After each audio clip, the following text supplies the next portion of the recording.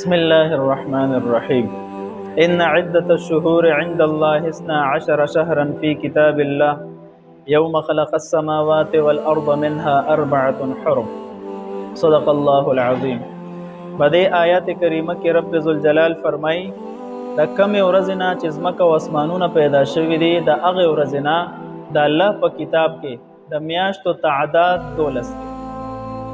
او بیا به د 12 میاشتو کې 4 میاشتې ډېرې محترمې دي او ډېرې مقدسې دي. د ذوالحجې میاشته او د ذوالقعدې میاشته او د رجب او د محرم میاشته.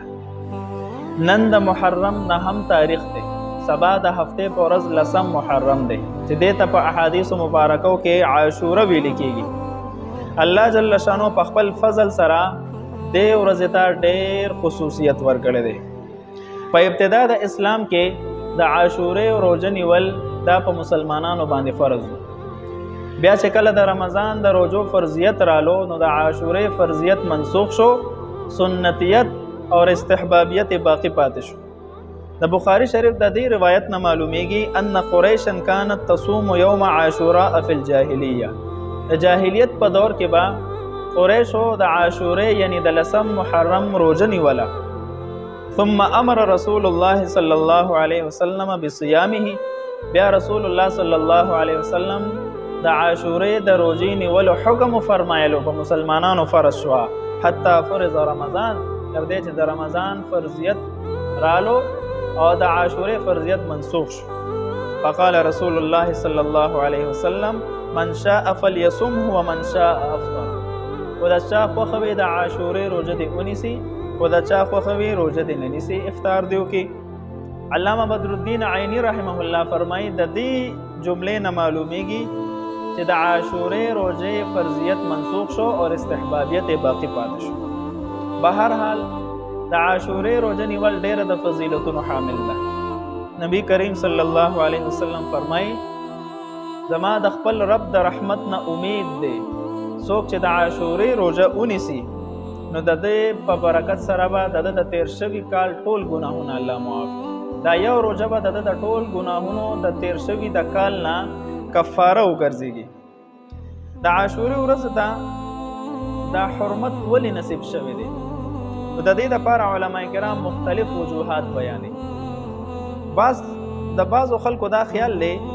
چې دې ورځ ته دا فضیلت چې حاصل دی اصل کې په دې ورځ باندې د حضرت حسین رضی الله عنه شهادت واقع پیش راغلی و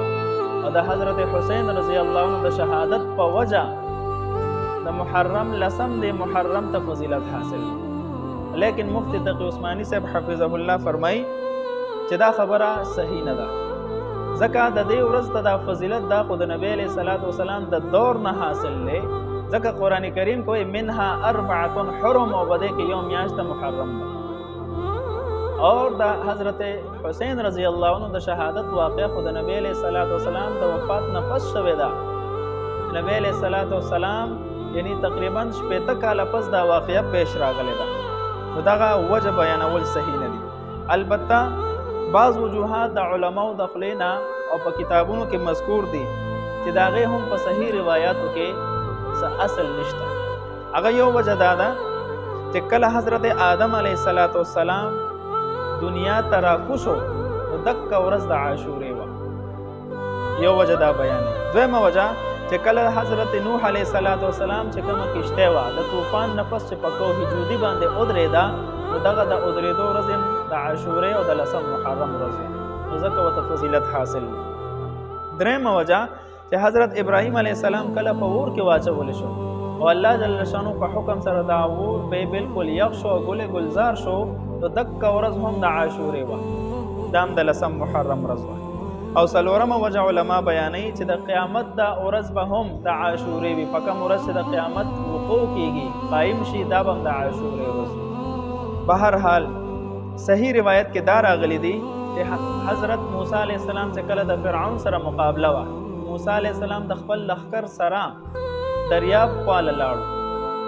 او فرعون او د هغه لښکر ورپسې و. نو د الله په حکم سره موسی علیه السلام په خپل عصا سره هغه اوبه ووهلې نو دریاب ورته 12 لارې ول. په هغې باندې موسی علیه السلام او د هغه لښکر تیر شو او فرعون چې ولیدل چې دله لاره ورکړه زه خو د وخت بادشاه یم او بیا د خدای توب دعوه هم کړی ډېر متکبر انسان و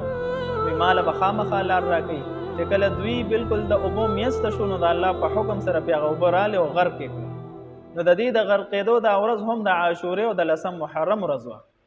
او دا صحیح روایت دی نو په دقه وجه باندې بیا موسی علیه السلام او د هغې قوم روژه نیولې وه نو بیا وروستو چې یهودو روژه نیوله نبی علیه السلام چې کله مدینې ته رالو نو تپوس وکړو چې دا د څه روژه تاسو نیسئ نو هغې ورته وویل چې په دې ورځ باندې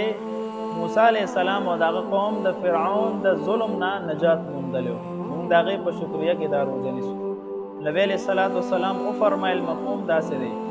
چې موږ زیات مستحق یو چې موږ تابعداري وکړو د موسی علیه السلام او بیا پخپله هم او صحابو ته هم حکم وکړو چې دا روژه به نیسئ نو دا روژه به نیوله بیا په آخره کې رسول الله صلی الله علیه وسلم وفرمایل چونکې په دې یو روژه نیولو کې د یهودو مشابهت راتلو او قرآن کریم کې حکم دا د خالف المشرکین د مشرکانو د یهودو سره مخالفت کوي نو مخالفت خو په دې صورت کې راتلو نه نبی علیہ السلام وفرمایل چې آینده کال به کو ماته الله زندگی راکړه نو د 10 محرم سره یو روژه مخکې یا بعد کې به م نیسم نه هم 10 یا 10 یو 10 محرم روژه به نیسم آینده کال چې کله رالو نبی علیہ السلام د دنیا نه پرده فرمایلی وه او بیا چونکې فرمان نبوي موجود و نو صحابه کرامو به دې باندې عمل کولو 2 روژې به یې نیولې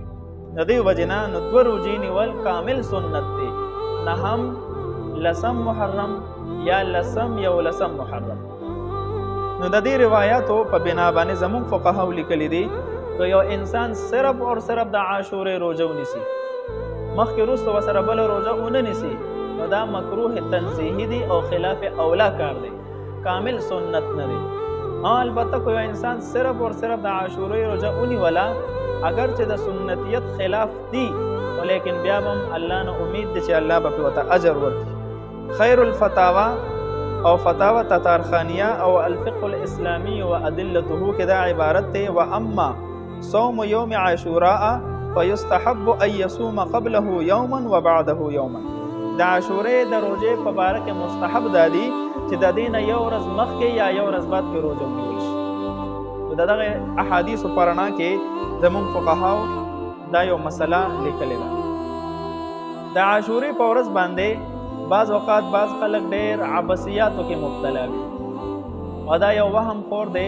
چې په دې ورځ باندې سړی فلاني څیز پوخ کړي نو د عاشورې اجر به ورته میلو شي کو فلاني څیز یې پوخ نه کړو نو اجر به ورته نه میلاویږي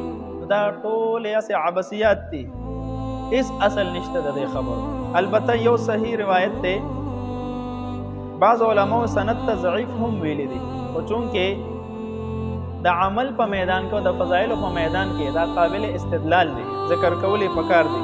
دې وجې نه علماو ذکر کړی دی نبی کریم صلی الله علیه وسلم فرمایي من وسع على عیاله فی نفقته یوم عاشوراء وسع الله علیه سائر سنته څوک چې د عاشورې په ورځ کې په خپل خرج کې په خپل اهل او عیال باندې وسعت راولي کلا و خرچه پې وکړي عام طور سره مثلا 100 روپۍ لګوي د ورځې نن ورځ باندې په 2000 ولګوي 3000 پرې ولګوي په خپله خرچه کې وسعت راولي نو الله جل شانو به ټول کال د ده په خرچه کې وسعت او د برکت فیصله وکړي نو په دقه وجه باندې دا یو روایت شته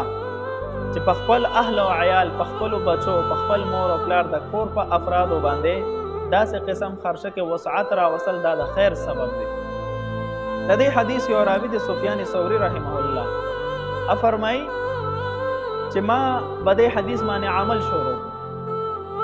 چې ما سره وجب کې څومره پیسې وې نو د عاشورې په ورځ باندې به دا ما په اهل او عیال باندې ټولې خرچه کولې بیا الله جل شانو داسې ورځې په ما راوستې چې په خپله علاقه کې زمانه مالدار ترین شخص بل د دې حدیث په برکت سره چې ما په دې عمل وکړو ما ته الله جل شانو ډېر زیات مال راکړو مونږ او تاسو ته پکار دی چې د رسول الله صلی الله علیه وسلم په دغه مبارک سنتو باندې عمل وکړو دغه روژه م ونیسو او خپل اهل او عیال باندې خرچه کې هم وسعت راولو الله جل شانو باندې د عمل کولو توفیق رانصیب